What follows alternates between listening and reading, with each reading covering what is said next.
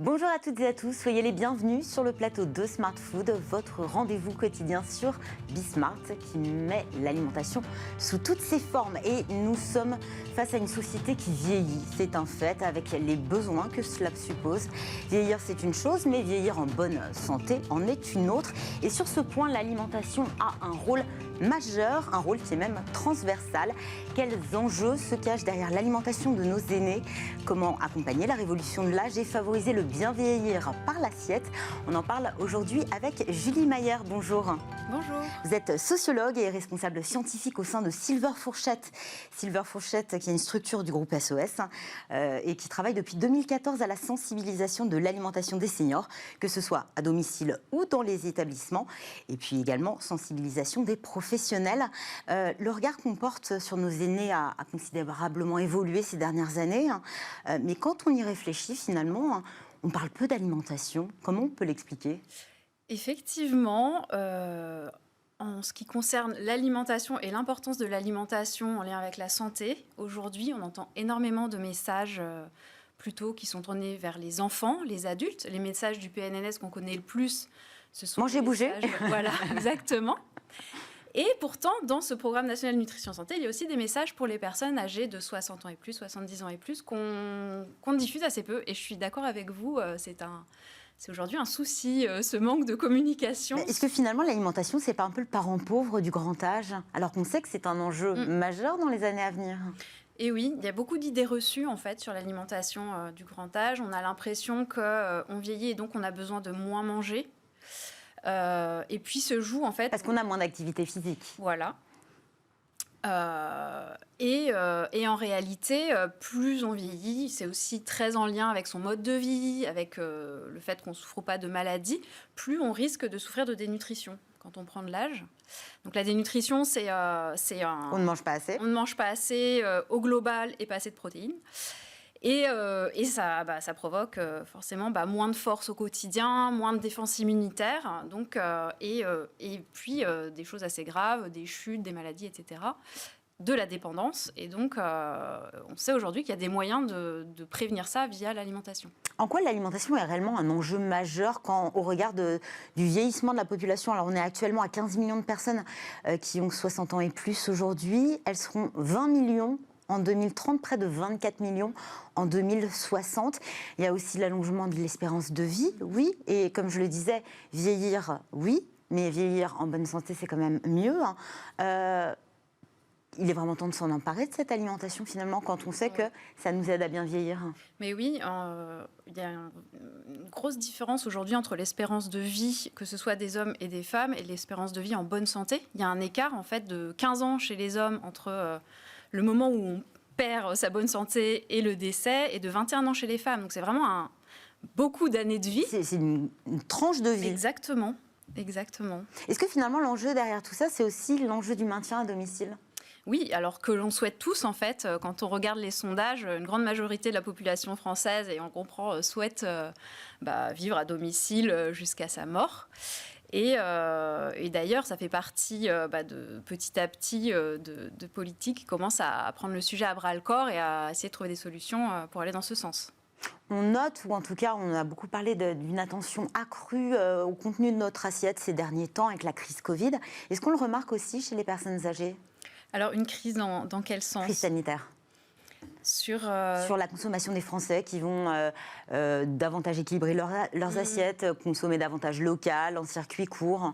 Est-ce que les personnes âgées, nos aînés, se sont davantage recentrés sur l'assiette, peut-être une assiette qu'ils avaient délaissée et qui semble plus importante aujourd'hui ? En fait, on n'a pas de données sur le sujet. Ce qu'on sait, alors à travers les actions du programme dont je fais partie, ce qui est sûr, c'est que parmi les messages qui sont délivrés, bien sûr qu'on va faire la promotion d'une alimentation locale, de saison, pour aller dans le sens d'une alimentation à la fois bonne pour sa santé et pour l'environnement. Et est-ce qu'à l'inverse, la crise n'a pas aggravé la situation de certaines personnes en les isolant, d'une part, avec un accès plus restreint à des produits frais, de saison ? En tout cas, on sait que la crise du Covid a eu un impact fort sur les personnes âgées et, comme vous le dites, sur l'isolement, parce que qui dit rester chez soi quand on habite déjà seul, dit moins participer à ses activités associatives, moins voir ses proches. Et oui, quand on discute avec des personnes âgées, ça a eu un réel impact sur leur vie quotidienne et donc sur leur envie de faire à manger et de manger. On note globalement quand même avec l'âge cette perte de l'envie de cuisiner, de manger, la perte d'appétit. Quelles sont au global les pratiques, plutôt les mauvaises pratiques qu'on observe chez les personnes âgées avant d'arriver à la dénutrition? Ce qu'on observe, on sait qu'en fait que l'environnement social va avoir un grand rôle dans l'envie de manger et de faire à manger. On sait que la perte d'un conjoint, par exemple, va avoir un fort impact. Le passage à la retraite, tout ça, ce sont des bouleversements de fin de vie qui transforment très souvent les habitudes alimentaires. Et on entend du coup des personnes âgées que j'interroge déclarer que quand elles sont seules, elles ne vont pas se faire à manger. Ouais. En réalité, elles vont cuisiner un petit peu, mais ça reste de l'assemblage par rapport à un repas qu'elles feraient en compagnie. En quoi les seniors ont besoin d'une alimentation adaptée? Eh bien, en fait, avec... hors maladie, hein, peut-être. Oui. À partir de 60 et encore plus à partir de 70 ans, en lien avec le vieillissement, en fait, en tant qu'individu, on fonctionne, le métabolisme ne fonctionne pas aussi bien. Et donc, à apport égal, les aliments vont être moins bien assimilés par l'organisme, d'où l'utilité, en fait, de manger au moins autant qu'auparavant, et notamment des protéines. Vous parliez de dénutrition, il y a aussi la malnutrition. Quelles sont les conséquences sur la santé en tant que telle? Très physiquement, et ce qu'on peut ressentir en cas de dénutrition, c'est une fatigue, perte de ses forces, perte de l'immunité. Donc on tombe malade beaucoup plus facilement, et on sait qu'il y a un lien de cause à effet aussi avec la perte d'autonomie. Donc on va plus se déplacer aussi bien, plus réaliser les tâches du quotidien aussi bien, et on augmente aussi les risques de chute. Et qu'est-ce qui est important? Donc les protéines, tout miser sur les protéines. Si vous aviez des conseils vraiment à donner, comment on peut finalement proposer un repas adapté alors que la personne n'a pas forcément d'appétit? Oui, c'est en fait, ça va tout à fait dépendre des conditions. Déjà, avant même l'alimentation, un point important dont on parle quand on parle de risque de nutrition, c'est de s'alerter si on perd du poids sans le vouloir. Déjà, on ne conseille pas de perdre de poids à partir d'un certain âge, le risque étant de perdre du muscle, en fait. Donc, il faut s'alerter si, dans les derniers mois, on a perdu du poids alors qu'on ne le voulait pas. Et ensuite, dans l'assiette, ce qu'on peut conseiller, c'est d'avoir des repas, de manger, de ne pas sauter de repas, ou alors d'avoir des collations, mais de manger suffisamment, de manger des aliments sources de protéines à chaque repas. Et puis ensuite, comme pour le reste de la population, finalement, des légumes, des fruits, des aliments riches en fibres, de l'apport en vitamine D via le soleil ou via un apport médicamenteux quand il n'y a pas de soleil. Voilà, le reste, finalement, ça reste proche des recommandations qu'on pourrait donner au reste de la population. La vraie différence, c'est de dire il faut manger suffisamment et suffisamment d'aliments sources de protéines. Silver Fourchette propose des ateliers à destination des seniors. En quoi il est important de réinvestir ce moment du repas ? Comme je vous le disais, c'est avec tous les bouleversements de vie qu'on peut vivre pendant qu'on vieillit. On transforme très souvent son alimentation et le programme Silver Fourchette va viser à trouver les moyens pour les personnes de retrouver du plaisir à leur alimentation. Donc de chercher finalement ce qui leur plaît, de montrer qu'il y a des plats à préparer qui sont assez simples à faire et qui sont hyper bons. Donc par différents moyens. On va jouer sur quel levier justement? Parce que le repas, c'est aussi un moment de convivialité, de partage. Les ateliers aussi, par définition.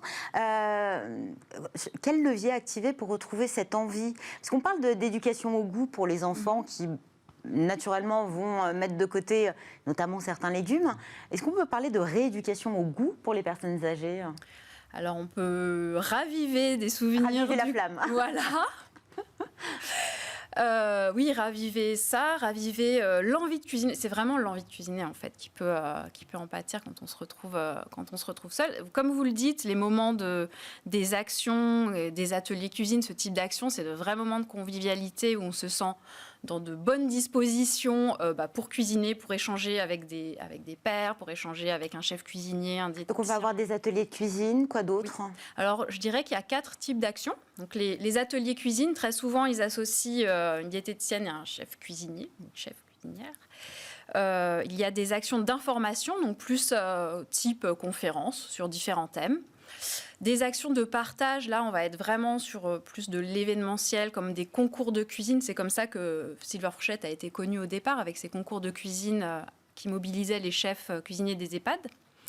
Et puis un 4e type d'action qui, là, va viser à former les chefs cuisiniers des EHPAD et les établissements, le personnel des établissements. Justement, on parle de la formation des professionnels qui travaillent dans les structures adaptées, type EHPAD ou maison de retraite.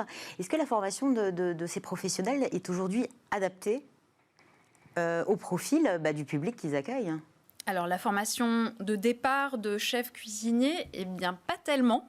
Et c'est pour ça, en fait, que certains EHPAD ont des demandes et des besoins de formation spécifique de chef cuisinier pour les EHPAD, parce qu'il y a des choses assez spécifiques qui concernent les goûts et les textures et qui sont vraiment propres aux personnes âgées. On l'a vu avec le scandale Orpea, l'alimentation est un poste de dépense sur lequel certaines structures ont tendance à rogner. Alors bien sûr, tous les établissements qui accueillent des seniors ne rationnent pas leurs résidents, mais la question du prix se pose quand même. Comment on peut convaincre maisons de retraite ou EHPAD de faire des efforts sur l'offre des repas? Alors, déjà...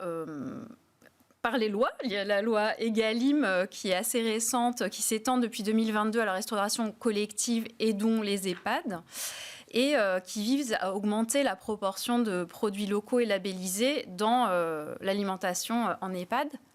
Et puis ensuite, les chefs cuisiniers qu'on rencontre et qui sont sensibilisés sur le sujet nous disent toujours, vous savez, il est possible de faire d'excellents plats à moindre coût.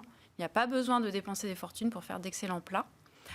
On les forme aussi à l'approvisionnement local, donc à trouver des solutions en fait sur les filières courtes, etc. Donc il y a des moyens. Et sur toutes les questions qui se posent actuellement, telles que le gaspillage alimentaire, qui est quand même assez conséquent aussi, j'imagine, dans ces établissements. Oui, complètement. Et ça fait partie des formations que de suivre en fait sur un certain temps l'évolution du gaspillage alimentaire. Merci beaucoup Julie Mayer. Je rappelle que vous êtes sociologue, responsable scientifique au sein de Silver Fourchette. Merci à vous. Merci à vous également de nous avoir suivis. On se retrouve demain pour un nouveau numéro de Smart Food. Passez une excellente journée sur Bismart. À demain.